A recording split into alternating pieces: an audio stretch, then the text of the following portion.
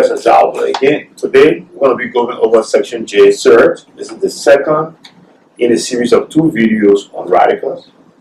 On this video, we're going to be focusing on rationalizing the denominator. Let's talk about what a conjugate is.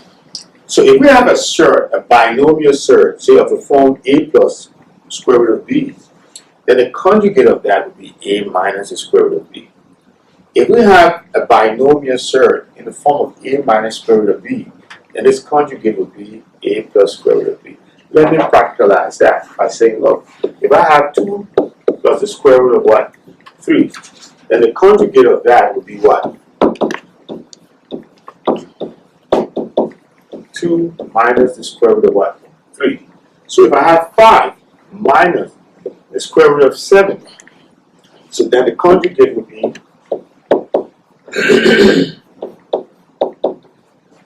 5 plus the square root of what? 7. Okay, we're going to use this concept to eliminate surds from in the denominator of expressions containing surds. These are some basic rules that we learned already, and these rules will still be applicable. We're going to be using them as we perform what we want to do. So here's the first problem. Yeah, it was taken from WAEC Liberia, the essay section. It was problem number 2B. So basically, if we want to eliminate, we must rationalize this denominator here. We must eliminate a surd from in the denominator. So we must identify the conjugate. And to do this, we're going to multiply this numerator and the denominator by the conjugate of the denominator. So here's my denominator. What's the conjugate of this denominator? So it'll be 5 plus square root of what? 3. So I'll do the same thing over here. 5 plus square root of 3. You know what? We haven't changed this problem because technically we're just multiplying by 1. Why do I say we're multiplying by 1? When I do 2 divided by 2, what do I get? 1. Whenever I divide a number by itself, I get 1. When I divide 5 plus square root of 3 by 5 plus square root of 3, I'm going to get 1. So we're basically multiplying here by 1. But what this does is that it eliminates the surd from in our denominator. And how? How? So remember, if we go back and remember this, a minus b times a plus what? B is equal to a squared minus b squared. That concept is going to eliminate this from us. But for in this problem, I will not rush to that. I'm going to go through this easily for you to see. So I'm going to do this. 5 times 5, I have 25. Then I have to do 5 times this. This is not under the radical, so I have to do the positive. I do 5 square root of what? 3. And now I must do this. But I have a negative, so it will be negative 5 square root of what? 3. And then I have to do square root of 3 times square root of 3. Which, and then negative times positive is negative. That's going to be square root of what? 9. I'm being very fundamental for now. Next, I'm going to do the numerator also. 2 times 5 would be 10. 2 times that would be plus 2 square root of what? 3. And 5 times this would be plus 5 square root of what? 3. And then I will have square root of 3 times square root of 3. I'll be plus square root of what? 9. Now, let's see what happens here next. Let's go to the denominator first. Now, these are like surds. They have the same radicand, same index. They have the same coefficient but opposite. So 5 minus 5 will be 0. So this part is going to go out. So I'm going to have here 25 minus, now what's the square root of 9? 3. Now trust me, we could have easily gotten this from right here. Square root of 3 times square root of 3 is just going to be 3.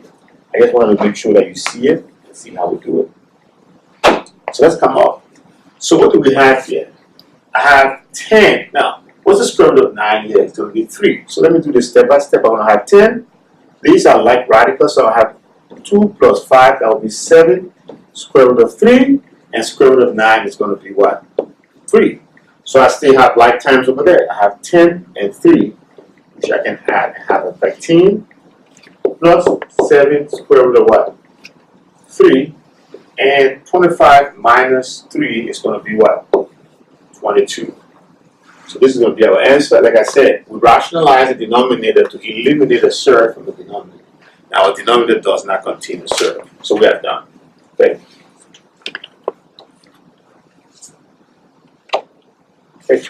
So the same similar process will follow over here. This problem was taken from WAEC Liberia 2010, and it was problem number 21. So let's go ahead and do this now. Wow. So let's see. Nope. What sign? Now to rationalize it, I must. One of the things I could do here. Let me rewrite this. So I'll do 1 plus 5, and I'll do -1 plus square root of what? 5. I prefer to write it in that form. So now let's get the conjugate of this. It's going to be the same -1 minus square root of what? 5. And we're going to do the same thing, -1 minus square root of what? 5. Now, for this bottom, we want you to see it simply. This is all this is. You're going to square this. -1 squared, which would be what? 1 minus square root of 5. Square root of 5 squared would just be what? 5. Good. And for that part, we're going to have -4 at the bottom. So for this one, we have 1 times -1. That will be -1. 1 times that will be negative square root of 5.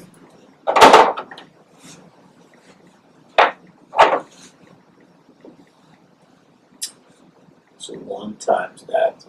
So then we're going to have -1 times that. It will be negative square root of what? 5. And we'll have negative square root of 5 times square root of 5. It's just going to be minus what? 5. So we have some like terms here. -1 minus 5 will be -6. Now understand, there's a 1 here and there's a 1 here. So -1 minus 1 will be -2 square root of what? 5. And when we look at all the numbers that are outside of the radicals, we see that they can all be divided by 2. So if I divide this by 2, I'm going to have -3.